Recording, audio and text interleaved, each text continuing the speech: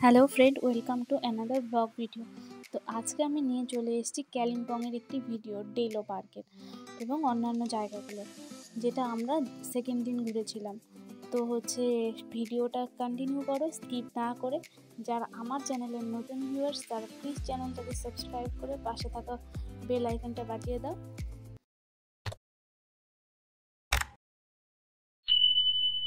এখন সকাল 7:10 আর দেখো ঘরে কতটা রোদ দিচ্ছে না, কাঁচের জানলা আর আকাশটাও বেশ পরিষ্কারই মনে হচ্ছে।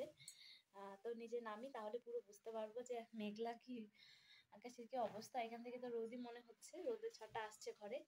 তো আজকে আমরা সকাল সকাল বেরিয়ে যাচ্ছি। আমাদের প্রথম কোথায় যাবো না, কোথায় যাবো? প্রথমে দুর্গা টেম্পল। তো আমরা প্রথমে যাব দুর্গা টেম্পল, তারপর এক এক করে সবগুলো ঘুরবো। তো চলো যাওয়া যাক। তো সকাল সকাল আমরা পৌঁছে গেলাম আমাদের কালিম্পংয়ের ডে 2 এর প্রথম ঘোরার জায়গা মঙ্গলধাম টেম্পল। তো সকালবেলায় এসেছিলাম, স্বাভাবিকভাবে চারদিকটা পুরো ফাঁকাই ছিল, অল্প লোকজন ছিল। তো তোমরা চাইলে এখানে এসে পুজোও দিতে পারো, পুজো দেওয়ারও ব্যবস্থা রয়েছে। তো এখান থেকে একটু ভিউজটা দেখো, বাইরে সুন্দরভাবে সাজানো ফুলের গাছ ছিল অনেক, আর জায়গাটা বেশ শান্তির।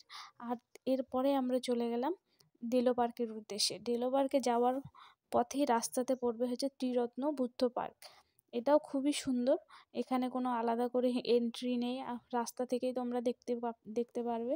এবং এখানটায় ছোট ছোট অনেকগুলো প্ল্যান্ট রাখা ছিল, সেটা আমি তোমাদেরকে দেখাবো, নার্সারি টাইপের। তো সেখানটা ফর সেলের জন্য ছিল। এই যে নার্সারিটা, অনেক সুন্দর ছোট ছোট গাছ রয়েছে, তোমরা চাইলে এখান থেকে গাছ কিনে নিয়েও যেতে পারো।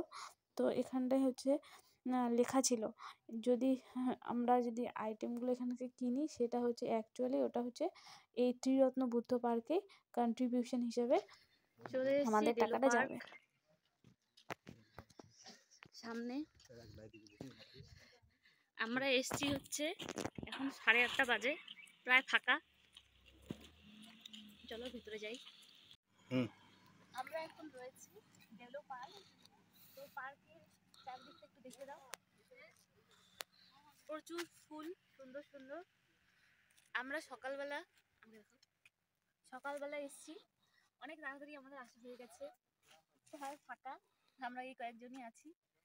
তো চলো ভেতরটা যাওয়া যাক। ওয়াও, মনে হচ্ছে পুরো ফুলের বাগানে চলে এসেছি। চলে গেছে আই লাভ কালিম্পং এর সাথে ছবি তোলার জন্য, পুরো ফ্লাওয়ার গার্ডেন মনে হচ্ছে। এই পাশটা পুরো পার্পল আর ওই পাশটা পুরো হোয়াইট আর পার্পল মিক্স করা, খুবই সুন্দর। এখান থেকে কাঞ্চনজঙ্ঘা ভিউজ পয়েন্ট রয়েছে, তো ফগি থাকার জন্য আমরা দেখতে পাইনি। আর এখান থেকে এই যে হোয়াইট কালারের দেখা যাচ্ছে তিস্তা নদী। ওয়েদারটা যেহেতু খুব একটা ক্লিন নয়, একটু ফগি ফগি ছিল, সেই জন্য সেটা ভালোভাবে দেখতে পাচ্ছিলাম না। কিন্তু ডেলো পার্কের এই পার্কটা খুবই ভালো ছিল। এরপর আমরা চলে আসলাম আমাদের কালিম্পংয়ের সায়েন্স সেন্টার, যেটা কিনা ডেলো পার্কে যাওয়ার রাস্তাতেই ছিল। তো আমরা এখানে সকাল 10টার মধ্যে পৌঁছে গেছিলাম। তো চলো,